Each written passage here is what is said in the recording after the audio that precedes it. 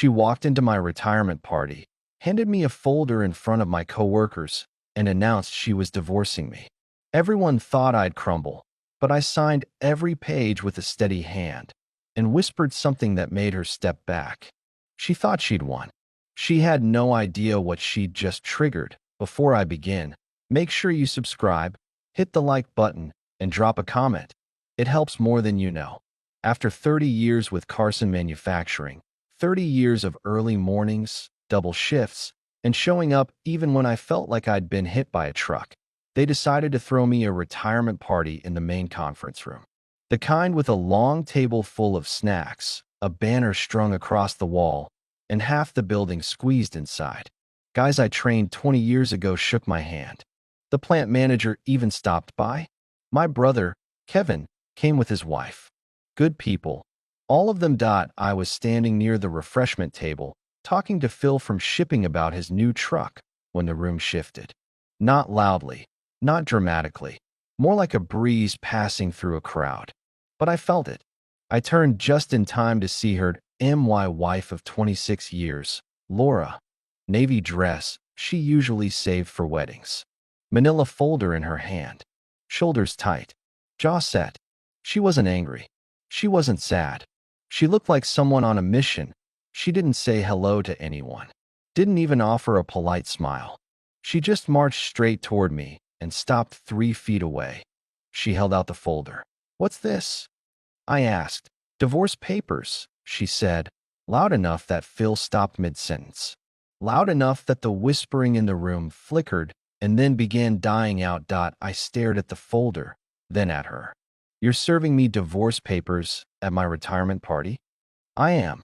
She extended the folder closer like she was handing me a delivery to sign for. Conversation froze. Chairs stopped squeaking. Even the air felt like it held its breath. Someone near the cake table lifted a phone slightly, angling it for a better shot. I opened the folder. Petition for dissolution of marriage. She'd already signed her name in bold ink at the bottom of page 3. Every section, property division, support calculations, all of it, was typed up neatly, like she'd been planning this for months. "You got a pen?" I asked. Without hesitation, she pulled one from her purse. I took it. Found the signature lines. And while 25 people stood frozen in silence, I signed every single page. I didn't squint at the fine print. I didn't argue. I didn't ask a single question. My name in blue ink, again and again. When I finished, I closed the folder, handed it back to her, leaned in so only she could hear, and murmured, calm as a winter morning, "You have absolutely no idea what you just did to yourself." I stepped back, turned to Phil. "You were saying something about the transmission?" That's when I heard it. Clapping, slow at first, then more confident. My daughter, Megan, near the door, actually applauding. Then my son, Ryan, joined in, both smiling like they were cheering for the winning team at a championship game. Laura didn't look at me. She just picked up the folder and walked out. My kids followed. No goodbye, no hesitation. 10 seconds of silence hung in the air like a heavy curtain. Then Phil cleared his throat. "Coffee's running low," he muttered, and conversation slowly crawled back to life. My supervisor asked if I was all right. I said yes, and I meant it. I stayed another hour, ate cake, shook hands, accepted a plaque with my name engraved on it. When everything wrapped up, I drove home to the house I'd lived in for 18 years. Her car wasn't in the driveway. Inside, most of her clothes were gone. She'd taken the good coffee maker, her grandmother's china, left the furniture, left everything that required effort. I sat on the couch and took in the silence. The TV still in its place. The bookshelf I'd built. The rug we found at some flea market years ago. My phone buzzed. "My brother. You okay?" "That was rough." "I'm good," I typed back. "Talk tomorrow." And I sat there, not angry, not hurt, just thinking. About the folder. About how sure she'd been. About all the things she assumed she understood. She didn't. Not even close. The first week afterward, I didn't hear a word from her. No calls. No apology. Nothing. I kept my routine like always. Coffee at 6. Breakfast at 7. 30 years of early mornings don't disappear just because the alarm clock is gone. Tuesday, I drove to a bank across town, one Laura never used. I had an appointment with a young banker named Olivia. Sharp, calm, professional. I need to make some changes to my accounts, I said. Turned out, I had a joint checking with Laura and a savings account in my name only. I'd like to open a new checking account for myself, I told her, and transfer half of our joint balance before the divorce is finalized. She nodded like she'd heard this scene 100 times. Joint balance. $8,462. My half. $4. 231.20 minutes later, I walked out with a temporary debit card and a receipt that I wasn't angry that I was preparing. Later that day, I met with a lawyer. Not some downtown shark, just a straightforward guy named Patrick Doyle with an office above a pizza shop. My brother used him once. Said he was honest. Patrick flipped through the copies of the papers Laura had served me. Your wife handed you divorce papers at your retirement party? He asked. That's right. That's cold. It was efficient, I replied. And for the first time since that conference room went silent, Patrick looked at me differently. Like he realized something. I wasn't the man who'd been humiliated, I was the man who had started paying attention. Patrick read every page Laura had prepared, glasses sliding down his nose as he scanned line after line. After 10 minutes, he leaned back in his chair. She's asking for spousal support, he said. Looks like she expects about $2,000 a month. I raised an eyebrow. Based on what? Lifestyle during the marriage, difference in income, and the fact she only ever worked part-time at that boutique until last year. He flipped to page 7. Then he stopped. Well, now this is interesting. What? She's claiming the house is marital property and wants it sold. Says there's about $90,000 in equity and she wants half. I didn't say a word. Patrick looked at me over the top of his glasses. Is there something you want to tell me? The house is paid off, I said evenly. Last payment made 4 months ago. He blinked. Fully paid. Every cent. Whose name is on the deed? Mine. How? My father left me the down payment. For tax reasons, we titled it in my name only. Been that way since '99. Patrick set the papers down and crossed his arms. Does she know this? She knew the house was almost paid off. I don't think she knew I finished it. Slowly, a smile crept across his face. Mr. Dawson, we are going to file a very detailed response. And for the next hour, that's exactly what we did. My retirement account rolled over the day after the party. My savings account, $40,000 Laura never asked about. The truck I owned outright because Laura refused to drive it. Every fact, every number, every document. When I left his office, he shook my hand. She's going to be very surprised. That's the idea, I said. That night, around 8, my daughter called. Dad, we need to talk about Mom. Why? Because of how you handled the party. She wanted a divorce. I gave her one. You didn't try to stop her. Why would I stop someone who wants to leave? Silence. Then, Mom says you're being cold. Your mother served me divorce papers in front of my coworkers, I said. And you two clapped. She didn't respond. Good night, Megan.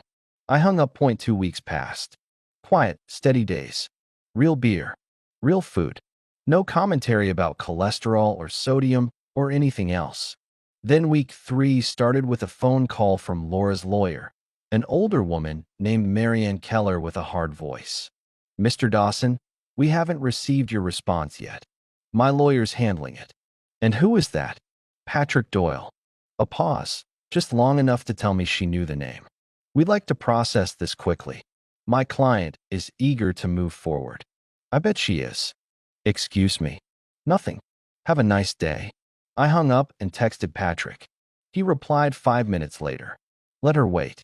Filing our response Friday. At the grocery store that afternoon, I ran into Denise, one of Laura's book club friends. When she spotted me near the tomatoes, her face twisted into pity. I heard about you and Laura, she said softly. Such a shock. Not really, I said. But she blindsided you at your party. She wanted to make a statement. She made it. Denise shifted awkwardly. She's staying with us until she finds a place. She's been through a lot. She ended a marriage she planned to end. I replied. She didn't go through anything except her own decisions. Denise blinked. She said you weren't ambitious anymore, that you were just going to retire and sit around. I'm 53, I said. She's 51. We both have life left. I'm just choosing not to spend mine with someone who thinks public humiliation is a hobby. Denise flushed red. I pushed my cart toward the checkout. Tell her I hope she finds an apartment she likes. Friday came. Patrick filed our response. 12 pages dismantling every assumption Laura had made. House. Paid in full, deeds solely mine. Retirement. Properly rolled over. Savings. Documented. Truck. Mine. And a counterclaim. 6 months of shared household expenses she'd lived off while secretly planning the divorce. Plus a clear, polite explanation that since she was perfectly capable of working full-time, spousal support was unnecessary. I read the document twice, then called Patrick. Perfect. She won't like it, he said. Good. That weekend, Megan called again. Dad, Mom's upset. About what? Your response. It's factual, I said. All she has to do is look at public records. She says you're hiding things. I listed every asset. She just never bothered to learn any of it. She says you're trying to punish her. I signed the papers she handed me. I moved half the joint checking into my new account, which is exactly what I'm allowed to do. I filed an honest response. That's not punishment. Mom thinks otherwise. Megan, I said, keeping my voice steady, your mother made a choice. She doesn't get to act surprised because the consequences aren't what she imagined. Silence. I have to go, I said. That night, I grilled myself a steak. Real butter on the potato. Beer I actually liked. And as I sat out on the porch, I realized just how long it had been since I'd lived without criticism. A week later at the hardware store, I ran into my son, Ryan. He was standing in the paint aisle, looking like someone had unplugged his thoughts. Dad, he said. Ryan. Awkward silence. Then he finally admitted, we didn't think you'd sign the papers like that. At the party, we thought you'd fight for her. She handed me divorce papers, I said. She made her choice. He swallowed hard. Mom said you two were unhappy for years. And you believed her? His ears reddened. She's our mom. And I'm your father. You might have asked before clapping. He had nothing to say that he told me Laura had been trying to find an apartment for weeks. Everything was too expensive. She didn't know the house was paid off. Didn't know it was only in my name. I sighed. She saw every mortgage bill. Every payment. She just didn't pay attention. Ryan looked down. She's talking to her lawyer, he said. About getting half. She's welcome to try, I said, and walked away. 2 days later, Patrick called. They responded to our response. They're claiming her part-time income and household management entitle her to half the house. I laughed once. Household management. Picking bathroom paint colors, apparently. Let them fight, I said. It'll cost you legal fees. I can afford it. And for the first time in decades, I felt something I hadn't felt in years, resolve. 2 days later, while I was tightening a loose faucet in the kitchen, I got a text from Megan. Can we meet for coffee? I agreed. The next morning, she was already seated at a corner table with a drink covered in whipped cream. I ordered mine black and sat across from her. She looked nervous, picking at the edge of a napkin. Dad, she said softly, Ryan and we didn't know what was really going on. Mom made it sound like the divorce was mutual. I took a slow sip. Would you have asked if I wanted it? She winced. She said you didn't care anymore, that you just worked and came home. I worked and came home, I said, to pay for the life she wanted, the house she wanted, the vacations she planned, the car she drove. And at my retirement party, she chose public humiliation over a private conversation. Megan stared into her untouched drink. The house thing, she said, voice cracking. Is it true? It's really just in your name? Yes. And you paid it off 4 months ago? Yes. Her face flushed as the weight of it all settled in. Does that mean Mom gets nothing? It means she gets what the law says she gets, I replied calmly. Half the joint checking, her car, her things. Nothing more. She stood suddenly. I'm sorry, she whispered. For clapping. For not asking you. For believing everything she said. She walked out before I could answer. 7 weeks had passed since the party. 5 more to go before the next hearing. I spent my mornings fixing things around the house, tightening hinges, replacing weather stripping, small repairs I'd put off for years. I felt better than I had in a long time. No tension, no criticism, no constant reminders of how I should eat less of this or more of that. Just quiet, steady days. Then one afternoon, a car pulled into my driveway. Not Laura's, a small gray sedan. The driver's door opened, and out stepped Denise. A moment later, Laura climbed out of the passenger seat. She stood stiffly, watching me as I pressed a strip of new weather seal along the frame. We need to talk, she said. I didn't stop working. About what? About this. She held up papers. Patrick's response. He's trying to take everything from me. He's responding to what you filed, I said. You tried to take half of a house you don't own. Denise shifted uncomfortably. Laura stepped up 2 stairs onto the porch. I lived here 18 years. You did. I raised our kids here. You did. And now you're saying I get nothing from this place? I'm saying you get what the law says you get, I replied. Nothing more, nothing less. Her eyes flashed. You paid off the mortgage without telling me. I stood up straight. I paid it off because I didn't want debt when I retired. And you were meeting with lawyers behind my back. If we're talking about secrets, you started first. She opened her mouth to argue, but nothing came out. Denise took a step forward. Laura, maybe we should. No, Laura snapped. I want him to hear this. Apartments want $4,000 to move in. First month, last month, deposit. I don't have 4,000. You have half the joint checking, I said. Over 4,000. I need that for living expenses. Then you need a cheaper apartment. There aren't any. Not in safe areas. Not ones that allow pets. I raised an eyebrow. You don't have a pet. I'm getting a cat. I almost laughed, but didn't. Laura, I said quietly, you filed for divorce. You made this choice. I'm not responsible for building your new life. Her voice broke. You're being cruel. No, I said. Cruel was what you did at my retirement party. Tears filled her eyes. This isn't how it was supposed to go. How was it supposed to go? I asked. She hesitated. Marianne said I'd get half the house. That with your retirement and the equity, I'd be able to afford a nice place and still have money left. She said I'd be comfortable. Well, I said, she was wrong. Denise touched her arm. Let's go.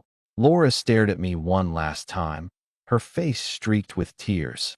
The kids are ashamed of you, she said sharply. Megan apologized to me last week. I replied. For clapping. For believing you without asking me a single question.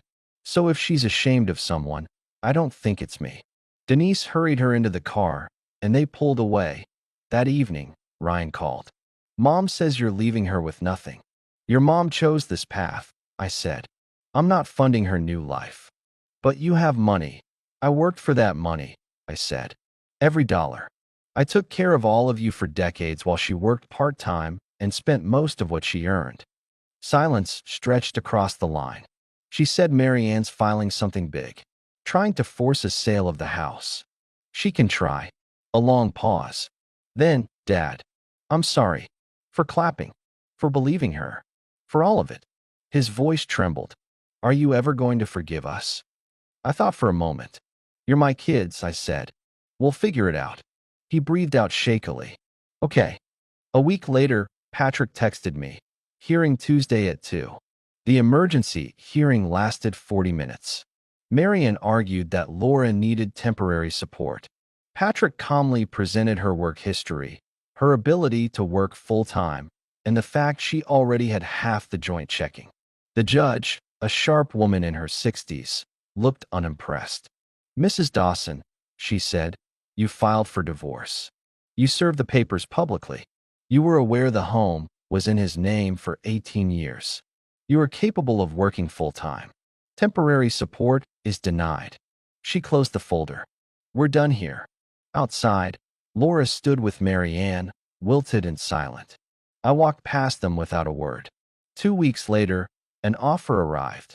Laura would take the rest of the joint checking, her car, and her personal belongings. No house, no support, no claims. I accepted. The divorce was finalized quietly on a Tuesday. I didn't attend. Patrick handled everything. That weekend, Megan and Ryan came over. They helped me stain the deck. We grilled burgers afterward, the three of us sitting on the porch as the sun went down. Mom moved into a one-bedroom, Ryan said. She got a job at a department store. Full-time. Good for her, I said. Megan looked at me carefully. Are we okay? I nodded slowly. We're getting there. 6 months later, I ran into Denise at the grocery store. She said Laura was seeing a guy who worked at a tire shop. Seems like a good man, she added carefully. She's doing okay. I nodded. Good. Then she asked, and you? You doing okay? I thought about my quiet house, my paid-off mortgage, my truck, my savings, my peace, and my kids slowly returning to me. Yeah, I said. I'm doing just fine. If you enjoyed this story, make sure you subscribe, hit the like button, and leave a comment. It helps the channel more than you can imagine.